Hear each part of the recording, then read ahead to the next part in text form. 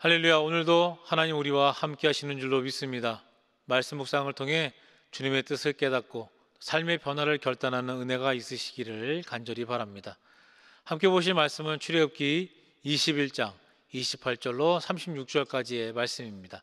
제가 봉독해 드리겠습니다.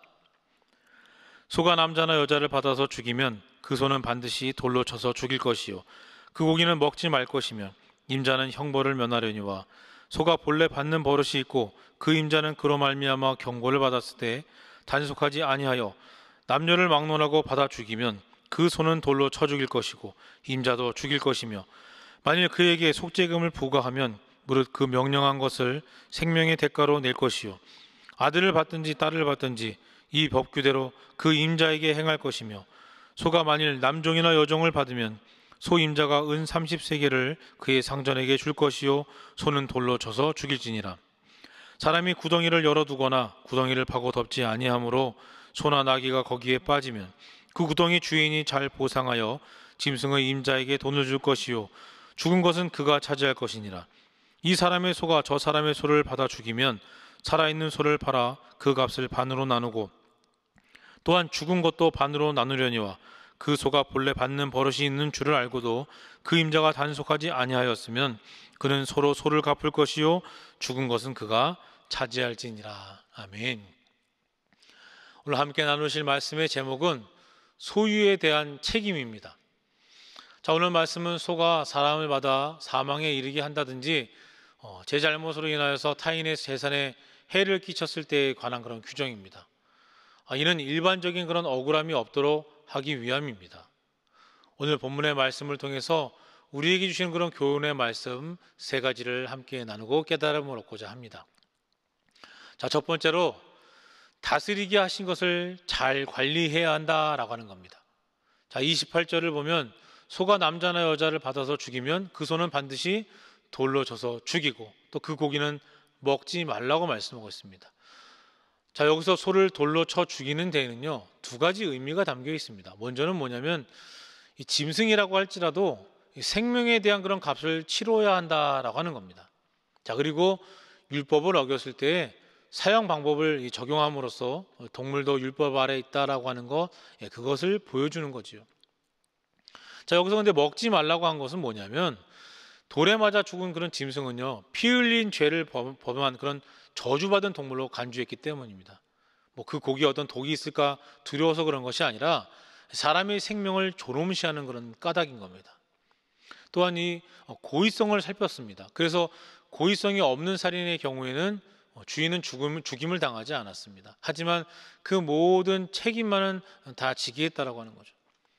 죽은 자의 생명에 해당하는 속죄금을 내야 했습니다. 태초에 하나님께서는 사람을 만드시고 그에게 다스리는 책임을 주셨습니다. 다스린다고 하는 것은요 모든 것이 제자리에 올바른 목적으로 사용되게 하는 겁니다. 그래서 자기의 소유인 짐승을 잘 관리하지 못함으로 사람이 죽었기 때문에 고의성이 없다고 할지라도 책임을 져서 속죄금을 내게 한 것이죠. 또한 사람이 구덩이를 열어두거나 그 구덩이를 파고 덮지 않음으로 인해서 소나 나귀가 거기에 빠지게 되면 구덩이 주인이 다 보상하여 주고 짐승의 임자에게 이렇게 돈을 주고 죽은 것은 가해자가 차지하도록 그렇게 했습니다. 하나님이 세상을 창조하시고 인간으로 하여금 다스리도록 하신 것은 어떤 땅에 대한 착취나 훼손, 어떤 폭군적인 지배를 정당화하라는 것이 아니라요.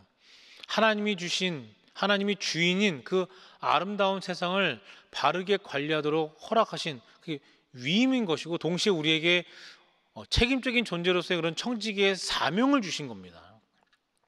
하나님께서 우리에게 다스리도록 주신 그 모든 것을 잘 관리할 수 있는 그런 우리 모든 성도님들 되시기를 간절히 바랍니다. 두 번째로 소임을 다해야 한다라고 하는 겁니다. 자, 29절에 소가 본래 받는 버릇이 있고 그 임자는 그로 말미암아 경고를 받았는데 단속하지 않아가지고 소가 사람을 받아 죽이면 그 소는 돌로 쳐 죽이고 그 임자도 죽이라고 얘기합니다. 소가 평소에 잘 받는 습관이 있었음에도 불구하고 주의를 하지 않아서 사고가 생겼다라고 한다면 이를 고의적인 살인으로 본 겁니다. 그래서 그 주인은 죽임을 당해야만 했던 거죠. 또한 그 소가 받는 버릇이 있는 줄을 알면서도 임자가 단속하지 아니하여서 소가 소를 죽였다라고 한다면 피해자에게 소로 갚아줘야 했고요. 죽은 것은 가해자의 소유가 되도록 그렇게 했습니다. 자, 이 말씀에서 우리가 깨달아야 하는 진리는요, 자신은 의도가 없다고 할지라도 주의를 하지 않아서 사람을 죽게 한 경우나 소를 죽였을 때에 자기가 한 것과 똑같은 그런 책임이 있다라고 하는 겁니다. 이는 자기 실수가 결과적으로 타인에게 피해를 주었으면 책임을 질 줄 알아야 함을 말씀하고 있는 겁니다. 하나님께서 모든 사람에게 자기가 맡은 일에 대한 그런 선량한 책임을 부과하셨습니다. 그래서 자신은 의도가 없었더라도요, 주의를 하지 않아서 사람을 죽게 할 경우에 자기가 한 것과 똑같은 그런 책임을 지도록 하신 겁니다. 자, 그것은 자기 소관 아래에 있는 모든 것들이 바른 목적으로 사용되도록 감독하고 지도해야 할 그런 책임인 겁니다. 우리 인간에게는 하나님께서 각자에게 달란트를 주셨습니다. 그리고 각자에게 직무를 허락하셨습니다. 그 직무를 잘 감당하는 것을 여러분 귀중히 여기고 존엄시하십니다. 천하 만물보다 한 생명을 귀히 여기시는 하나님이십니다. 우리도 역시 생명을 귀히 여겨야 하는 겁니다. 우리의 소임을 다하고 최선을 다함으로써 직무를 잘 감당하는 우리 성도님들이 되시기를 간절히 바랍니다. 마지막 세 번째로요, 책임감 있는 삶을 살아야 한다라고 하는 겁니다. 인간은 여러분 책임적인 존재라고 말씀드릴 수 있어요. 하나님에 대해 응답하는 영적인 책임과 또 스스로에 대해 응답하는 개인적인 책임, 그리고 이 세상과 이웃에 대해 응답하는 사회적인 책임이 있습니다. 질그릇과도 같은 인간에게 하나님께서 보배를 담아주신 것은요, 우리가 가진 모든 능력이 하나님께로부터 온다라고 하는 것을 말해줄 뿐만 아니라 하나님의 그 부르심을 듣고 이 부르심에 응답하며 하나님이 하고자 하는 그 일을 이루어야 하는 그런 존재다라고 하는 것을 말하는 겁니다. 그래서 하나님께서 우리를 이 땅에 보내시면은요, 목적이 있기에 이를 이루어가는 그런 삶이 우리 각자의 인생인 겁니다. 그래서 인간은 이 세상에 태어나서 부모님의 자녀로서나 한 나라의 국민으로서나 또 거듭난 하나님의 자녀로서 성장하는 데는 이 세 단계의 과정을 거치게 된다라고 이야기합니다. 자, 첫 번째 과정은 뭐냐면 본받으며 성장하려는 그런 의식으로 사는 그런 과정이고요. 두 번째 단계는 뭐냐면 힘을 서로 모아서 큰 일을 해내려는 그런 협동의식으로 사는 그런 과정입니다. 사춘기를 지나면서 청장년기까지 이르기까지 이런 의식이 필요하게 되는 거죠. 자, 근데 여기 세 번째는 뭐냐면 모든 일을 책임지는 의식으로 사는 그런 과정이 세 번째 단계입니다. 결혼이라고 하는 결혼은 서로에 대한 그런 책임에 근거하고 있습니다. 두 사람이 서로 사랑을 맹세하고 서로에게 충실할 것을 이렇게 서약할 때 그들은 아주 튼튼한 터를 놓게 되는 거죠. 그 터 위에 그들은 새로운 가정을 건설하게 되는 겁니다. 또 부모에게는 여러 가지 책임이 있죠. 자녀를 보호해야 하는 그런 책임이 있습니다. 자녀를 가르쳐야 하는 그런 책임이 있습니다. 세상의 교육을 받도록 하는 그런 책임과 함께 말씀을 가르쳐야 할 그런 책임이 우리 부모들에게 주어져 있습니다. 자녀가 죄 있는 자리에 나아가지 않도록 돌보고 다스려야 하는 그런 책임이 부모에게 있다고 하는 겁니다. 교회도 마찬가지예요. 교회도 책임가면은요, 충실하면서 아주 열정적인 그런 성도들의 수가 많은 그런 교회가 아주 질적으로나 양적으로 성장하는 것을 볼 수 있습니다. 책임감이 강한 사람은 어떤 일을 맡아도요, 자기 책임을 다 합니다.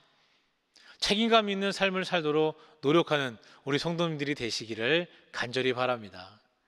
사랑하는 성도 여러분, 하나님께서 우리에게 허락하신 것들을 우리는 잘 관리하고 또 잘 사용해야 됩니다. 그리고 무엇보다도 우리에게 맡기신 사명을 최선을 다해서 감당하며 정말 책임감 있는 그런 삶을 살아야 될 줄로 믿습니다. 그러면 하나님이 맡기신 것이 무거운 짐이 되는 것이 아니라 큰 축복이 될 줄로 믿습니다. 하나님이 허락하신 것을 잘 관리하여서 축복을 누리고 또 하나님을 기쁘시게 해드리는 그런 성도들이 다 되시기를 주님의 이름으로 간절히 축원합니다. 함께 기도하겠습니다. 사랑과 은혜가 충만하신 하나님 감사를 드립니다. 천지 만물을 창조하시고 그것을 다스리시는 권세를 허락하신 하나님, 하나님께서 우리에게 다스리게 하신 것들을 잘 관리하도록 우리에게 지혜를 허락해 주시옵소서. 주님이 맡기신 것들을 나의 것으로 착각하여 남용하거나 해치는 죄를 범하지 않도록 우리의 생각을 붙들어 주시고 사명감과 책임감을 가지고 최선을 다해 지키고 관리하는 성도가 되게 하여 주시옵소서. 특별히 우리 모두 책임감에 충실하여 교회를 성장케 하고 부흥케 하는 일에 열심을 다하게 하시고 사명을 잘 감당하여 은혜와 축복을 누리는 성도가 되게 하여 주시옵소서. 이 모든 말씀 거룩하신 예수 그리스도의 이름으로 기도하옵나이다. 아멘.